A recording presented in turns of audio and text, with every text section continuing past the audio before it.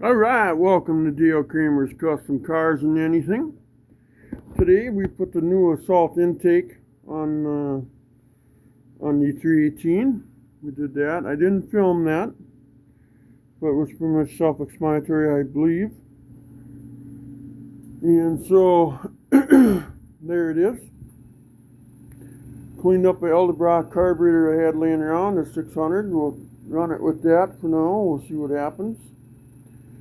Got the motor mounts all put in, all that, so yeah, she looks pretty good, you know, and that intake looks really nice. I think what they do is I think they powder coat them polished. They're not actually polished, I don't think. I think they're just powder coated, you know, that way. But yeah, it's looking pretty good, and need bolts for the carb. I got a ton of bolts, but not the right one. So, and I don't want to take carriage bolts and cut them off with studs, because carriage bolts are like a butter bolt. They break pretty easy, you know. So I don't want to do that and that kind of stuff. So, sure, kind of see it maybe better that way. I don't know. Car's getting a little dusty. I'm working on it and stuff, but now I got to cover up the motor. Got the fuel line around today, so now I just need that little connection there, a rubber hose and 2 clamps. Fuel filters in the trunk, but what I like to do is I like to put that all together, and then before I hook it up to the carburetor, I run it and run gas through it all. So it runs through the filter in case there's any debris in the line, you know. So yeah. Then my brother today, he ordered the HEI. It's like a GM HEI distributor, but the Mopar bottom on it. So it's Mopar converted, or it's GM, or Mopar converted to GM, and GM. Let's see. I believe it's Mopar converted to GM when it.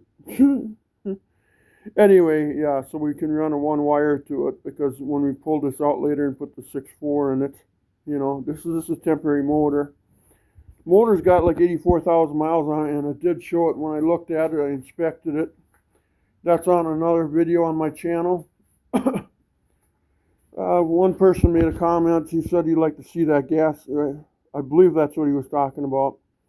You know, this fill cap still has a modern fill cap on it.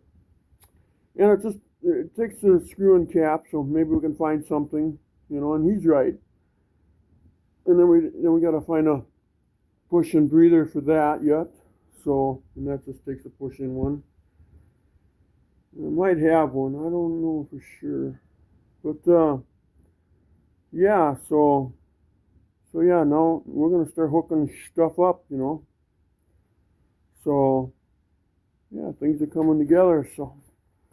Car's looking better, and then if I walk over here to get a view of it, then we got sunlight coming through the window. I love sunlight, but unfortunately. So, yeah, so it's coming along, you know, and another video I got this when I was mounting the seats. That's on a separate video. There's this Cadillac tail lights. We're mounting them on probably maybe today yet or tomorrow. Let's see. I don't know if he's going to come up and do it or if he wants me to do it. It's a long trip for him to get here. So on another video, I put the fuel cell in. That's mounted. Yeah, so we're getting there, you know. If you look through the whole playlist, you know, it's like, wow, this thing's really made some progress since a few months ago. I think maybe 3-4 months ago. I'm not sure how long it's been now. It's been here, but it's got a lot of hours in her. There, I had to sit down. I think the 318 looks okay in there right now, and it'll tool around. It'll be a very trustworthy little ride. And I think you might fall in love with it. It might stay in there a while. Who knows? He's got a 6.4 Hemi BGE motor. So he's got and the car's still set up for the Hemi, you know, and stuff. So, yeah. I didn't move no steering or nothing when I mounted that motor in there. I didn't want to touch anything. Leave it alone as much as I can. So yeah. Yeah. Anyway, I'm yawning now. I haven't had dinner yet, so I think it's time to go have dinner. But I just wanted to give you guys a quick little update on her, and now we're looking at buying parts for the motor area. We want to get her running now. And then we got to make a drive shaft, exhaust. Let's see, needs electronic fuel pump yet. Filter. I got a bunch of filters here. I don't know, under the car, you might want to steal one. I don't know. I got a plastic one on the little car, and then the more I thought about it, I should have a steel one under there. What if a rock would come up and hit it, bust it open? You'd kind of be dead in the water over a fuel filter. Unless you had a spare along. But yeah, but anyway, now I'm mumbling and jumbling again. But I think it looks okay. I think, let's see, I wonder if I can. Here we go. Glare. I suppose there's no way. Yeah, I can kind of put my hand there, I guess. He needs a scoop or something on there, you know, some type of air scoop. Shotgun scoop would look really nice on here. But, yeah, so he'll have to figure that out. But I think, yeah, shotgun scoop would look really neat on here. You can put it on the Hemi later, too. So, yeah, look at the dust on this thing, though. God, it needs to be driven to the car wash. We got to get it done so we can drive it to the car wash. Yeah. You know, the other day, I got to say, I seen on TV these commercials, let Endurance pay for your next repair. And I thought, wow, guys should ask them if they'd, let's see, let's zoom back on. Ask them if they'd go to work and they'd insure this car. But I think it can't be over 20 years old anyway. So I thought about, you know, building a rat rod and then putting like another reservoir on the firewall and have that and then label it blinker fluid. And then I thought I'd hang a belt on the side of it or lay one in the trunk and call that or put it in the interior or something, hang it from the mirror and call it the muffler belt. That's my old muffler belt. Then you got the reservoir for the blinker fluid on the firewall. Yeah, when they said, I had a seat sensor go out and it was $1,500. I thought, what the hell kind of seat sensor was that? $1,500 bucks. I was like, holy shit. Well, I had my blinker fluid reservoir start leaking, and that was $5,000 to replace. Oh, anyway, I'm gonna make a video. I'm gonna make a video of that. It's gonna be a comedy video. I'm gonna set this all up, and then I'm gonna take a video of it. And it's gonna be pretty funny. I had a seat sensor go out in a 33 Plymouth, and it was $1,500. And they'll even insure your camshaft in your motor. Yeah, my 500 lift camshaft in my 426 Hemi went out. They even covered that. That was $15,000.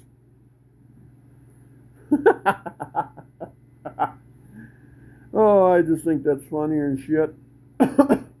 My blinker fluid reservoir had a crack in it. That was $500. And then shortly after that, my muffler belt even blew off. And that was $300. So anyway, it's just kind of funny when I heard that. Who the hell's got a seat sensor in their car? That's $1,500. Well, probably so. I wouldn't doubt it.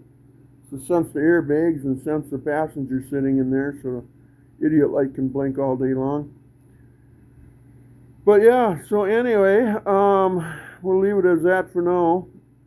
And yeah, so now tonight or something or whatever, I gotta ask my bro if he wants to put them rear lights on or if he wants me to do it, you know, because I thought about getting them on the car. And then we need some front turn signal lights yet. I told him we should get some halogen backup lights like I got on Red Dog here. It's underneath here in my 41WC. That's on another playlist, by the way. But them lights are bright, and they're not halogen. They're, what's that next step brighter than that? No. Whatever. But anyway, they are just bright. You can't even look at them. I think that came from the what was that in New Mexico? That UFO, that Roswell. Yeah, they probably took it off the UFO. Maybe those backup lights they took them off the UFO backup lights. Maybe that's where that came from. Maybe I got a UFO tail lights on my truck. I don't know how they come up with this stuff. I think there's a conspiracy. I think the UFOs showed us how to make these lights. Oh well, it's all for fun. Anyway, yeah, peace to all, and everybody be careful, be safe, and love to all, and please like and subscribe if you guys can. Follow us along in this 318 Hemi on 318. No, this 318 I think will power it around, scoot it around really well. It's a 1986 Dodge Dakota one with 85,000 miles on it, something like that. And when I took it apart and resealed it and everything and inspected everything, oh, this thing was it was so clean. It was just like it came off the floor, showroom floor yesterday. We're down the assembly line yesterday afternoon. So yeah, it's going to be a nice little motor. And then I took the transmission on my 71 Challenger. I built it all up in 727, and that's behind it and stuff. And yeah, I mean it's going to be a nice little ride. You know, he's going to enjoy this. You know, at least I hope so. I hope everything goes well here, which it's going so far. Things are tight around here, you know. Especially with the prices of everything going up and up and up and up and up. They're still going up. I thought they were going to go down the first day. Why are they going up yet, guys? Anyway, love to all. I respect you all. And thank you for your comments. I sure appreciate them. And I guess, what are we going to do for the next videos? Well, maybe the taillights. If I do them yet today, or my brother or whatever, I don't know. We'll film that. So, we'll talk to you guys later, gals. Bye-bye.